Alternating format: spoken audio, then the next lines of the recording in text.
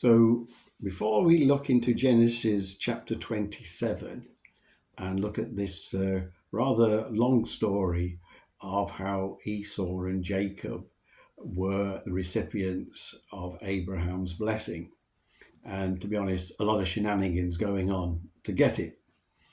But if we look at the New Testament version of what happened in Hebrews chapter 11, verse 20, it simply says this: by faith, Isaac blessed Jacob and Esau, believing what God revealed to him, even regarding things to come. And that's it. That covers it. And really, as I say, there was some shenanigans going on. And really, it all turned out in the end to God's purpose and plans, as things do, because God is in control. But the story is really something of a saga, really, of what happens. And before we get to our verses, which will be Genesis chapter 27, verses 16 to 29, basically Isaac says to Esau, because he seemed to favour Esau, he was the one that went out hunting. Isaac thought that was great. And Jacob seemed a bit of a mummy's boy, I suppose, as far as Isaac could see. But so he says to Esau, go out, get some venison, get something for that, and I'm going to give you the blessing. Very important, this sort of thing. Abraham had blessed Isaac in such a tremendous way. And these things were probably cultural, as well as, in this particular case, very spiritual, that this was going to happen. They knew they were in a dynasty. They knew they were special. There was something different about them to all the people around them. They had God's blessing upon their lives, and it's very important what they did with it and how they did it. So let's go then, as the story goes, as that Rebecca, Isaac's wife, and obviously Esau and Jacob's mother, she sees it, she thinks, well, that's not right. I know, because I've been told Jacob is. So she then grabs hold of Jacob, said, look, I'm going to cook you something. You go in. And Jacob says, well, look, he'll know. He'll know Esau's a hairy man and I've got smooth. So in verse smooth arms. And so in verse 16, she put the skins of the young goats that she had killed and put on his hands on the smooth part of his neck. Then she gave her son Jacob delicious meat and the bread which she had prepared. So he went to his father and said, my father. And Isaac said, here am I. Who are you, my son? And Jacob said to his father, I am Esau, your firstborn. I have done what you have told me. Now please sit up and eat some of my game, so that you may bless me. And Isaac said to his son, how is it that you have found the game so quickly, my son? And he said, because the Lord, your God, caused it to come to me. But Isaac wondered and said to Jacob, please come close to me, that I may touch you, my son, and determine if you are really Esau or not. So Jacob approached Isaac and his father and touched him and said, the voice is Jacob's voice, but the hands are the hands of Esau. He could not recognize him as Jacob because his hands were hairy and his brother Esau's hands. So he blessed him and said. So before we get to the blessing, the other point is that we are told that his eyes wasn't very good. He couldn't see too well. He was getting old, and that was one of the things that he had. So here he is. Although he hears the voice of Jacob, what he feels is Esau, and the food was nice, and he thought, right, this is lovely.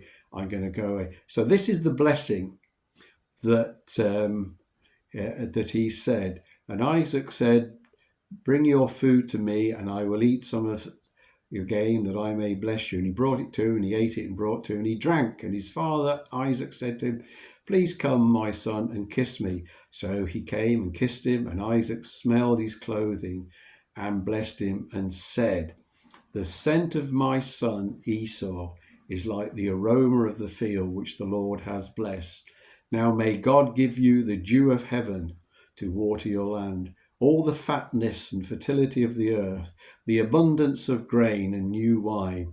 May people serve you. Now, do you remember that prophecy that the older will serve the younger? And here it is. May the people serve you and nations bow down to you.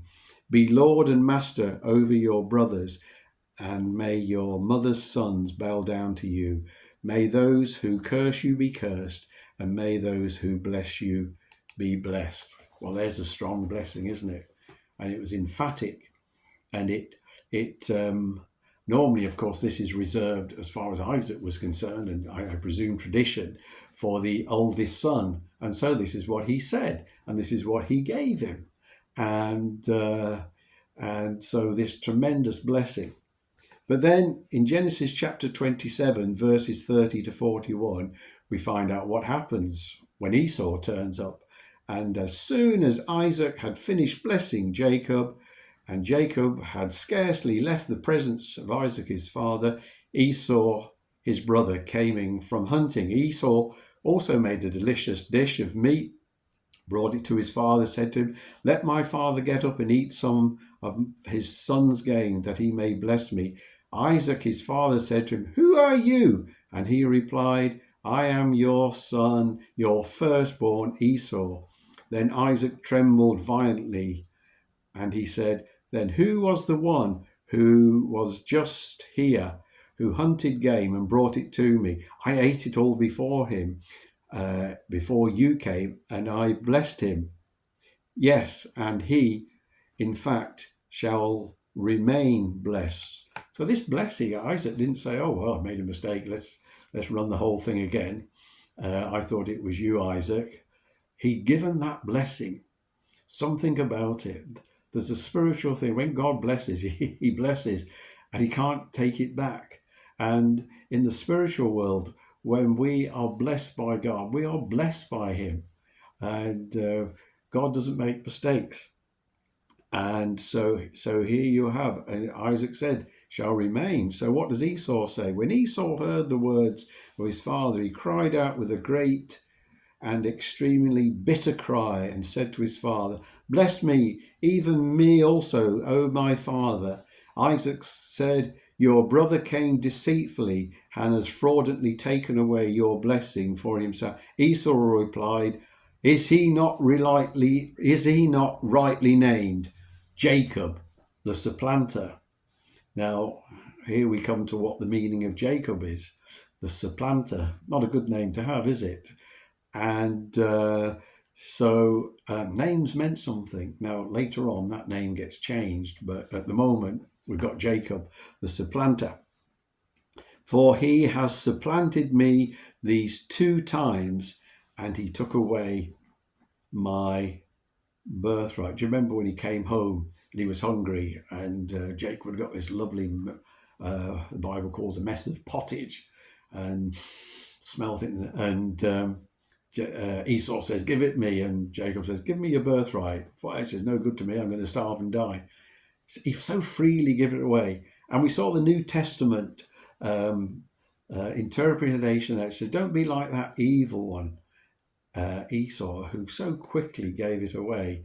Now here, admittedly, a bit more fight for it, but he realized he had been supplanted, as he calls it, and now he has taken away my blessing. "Have you not received," Esau said, "a blessing for me?" But Isaac replied to Esau, "Listen carefully. I have made Jacob your Lord and Master." It's done. And you know, this is, as I said all the time, it's the flesh and the spirit. And in the flesh, it's got to be subject to the spirit. The original word that God gave to Rebecca was that the older will serve the younger. The flesh must serve the spirit. We can't serve the flesh. We can't please God in the flesh. We can only live in the spirit. And so that's why he said, "I've made him your Lord and Master, and I have sustained him with grain and new wine. What then can I do for you, my son?" Esau said to his father, Have you only one blessing, my father? Bless me also, O my father. And Esau, no longer able to restrain himself, raised his voice and wept loudly. Then Isaac his father answered and prophesied and said to him, your dwelling shall be away from the fertility of the earth and away from the dew of heaven above. But you shall live by the sword and serve your brother. However, it shall come to pass that when you break loose from your anger and hatred, that you will tear his yoke from your neck, and you will be free of him. So Esau hated Jacob because of the blessing with which his father blessed him. And Esau said in his heart, the days of mourning of my father are near. Then I will kill my brother Jacob. Now, in the natural, shall we say, or well, not surprised, he stole it and everything else. But back to the New Testament, by faith, Isaac blessed Jacob and Esau and prophesied. As I said earlier, it came right. This was right. This was the right way of doing it. And, uh, and so we have this very complex thing. But God has his way. He has his way for those who desire him, for his plans and his purposes. He's got a plan and purpose for your life. And we do go through things. We go through situations which are not good and are contrary to what we think should be. And we don't always understand. There's no answers this side of heaven to why things happen. And we question these things. But if we rely on and rest in the Lord, then his purpose and plans, it will all come out right in the end, and we shall be in eternity with him.